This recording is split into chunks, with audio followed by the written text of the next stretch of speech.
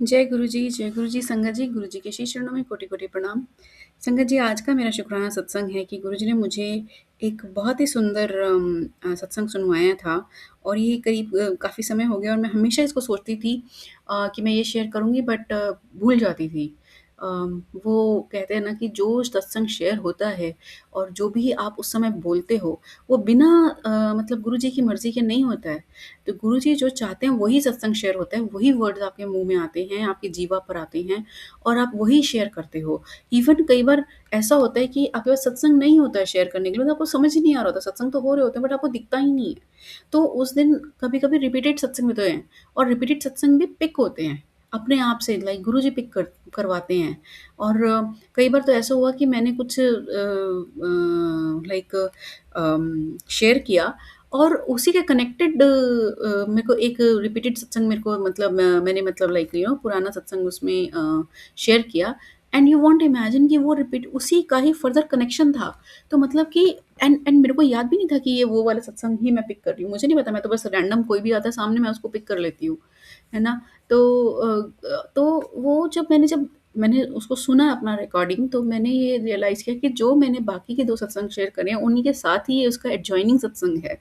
तो गुरुजी महाराज ही पिक कराते हैं उसको और ये शुक्राना है मालिक का कि ये जो सत्संग करने की जो सेवा है ये गुरुजी महाराज ही देते हैं, वो शक्ति आपको देते हैं और आपके सोचने से नहीं होता है कि मैं ये करूँ, वो करूँ, ऐसा नहीं होता। मैंने कई बार इन पर्सन सत्संग शेयर करने की कोशिश करी बट मतलब हर जगह रोक लग गई उसमें।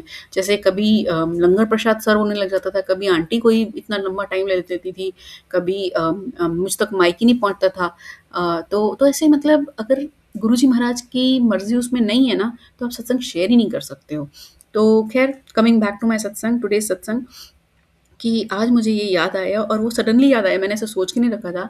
जनरली मैं थोड़ा सोच लेती हूँ कि मुझे आज कौन-कौन से सत्संग शेयर करने हैं। तो लेकिन बट वो भूल भी जाता है अगर गुरुजी महाराज की इच्छा नहीं होती तो।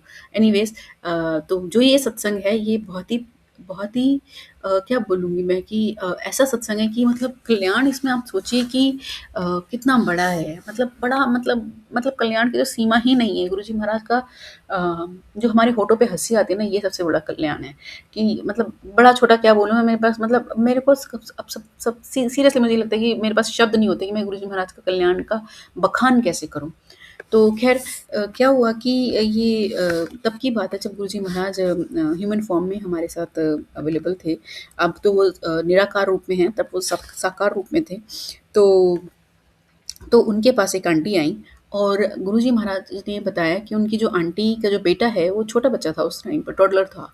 प्रोबेबली हो कुछ मतलब बहुत किंडरगार्टन टाइप ऐज का। तो उसको मतलब आंटी को अंकल ने गुरुजी महाराज ने बोला कि तू तेरे बेटे के ऊपर बहुत बड़ा कष्ट है और तू उसको बस चुपचाप से 3 घंटे के लिए अंधेरे कमरे में बंद कर दे।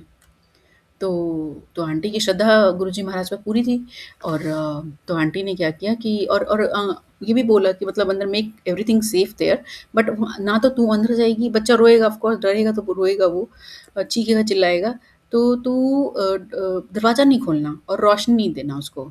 मतलब लाइक कि अंधेरी बिल्कुल अंधेरे के उसमें करो। 3 घंटे पूरे होने चाहिए। अगर तूने उसको ब्रेक कर दिया ड्यू टू एनी रीज़न तो फिर ये मतलब बात नहीं बनेगी। तो ऐसे ही हुआ। आंटी ने चुपचाप से वैसे ही किया जैसे गुरुजी महाराज ने कहा। आंटी बाहर दरवाजे पे बैठी रही, बच्चा अंदर था, वो डेफ़िनिटली रो रहा होगा, जो भी होगा। तो आंटी बट ब बाहर दरवाजे पे बैठ के और 3 घंटे तक उसको लॉक करके अंधेरे कमरे में और बस गुरुजी महाराज का मंत्र जाप करती रहीं।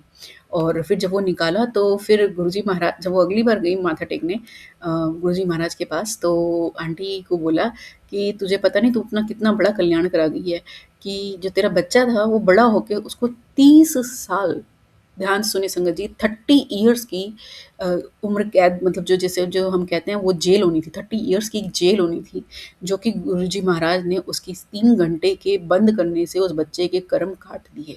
तो गुरुजी की महाराज के जो कर्म काटने के तरीके हैं वो बहुत ही अनोखे हैं, जो हमारी समझ से परे हैं। और ये मालिक की कृपा है कि वो कैसे क्या करते हैं, मैनिपुलेशन इधर का उधर, उधर का उधर, मैनिपुलेशन नहीं कहूँगी, सॉरी गलत वर्ड है ये। पता नहीं गुरुजी महाराज ही जाने, हमें तो वर्ड चूज़ पिक भी नहीं करना आता, मालिक क्षमा कीजिएगा। जो भी करना है वो गुरुजी करते हैं, बट वो बड़े अनोखे तरीकों से अपने भक्तों का कल्याण करते हैं। तो मालिक की कृपा है, जय गुरुजी, शुक्राना गुरुजी, सब पर कृपा बनाए रखिए। और बोलने में अगर मेरे से गलती हो गई हो तो मुझे क्षमा करें। अ, पता नहीं, क्योंकि मैं स्क्रिप्टेड नहीं होता मेरा, मैं बस गुरुजी महाराज का स्वरूप देती हूँ और बोलती हूँ।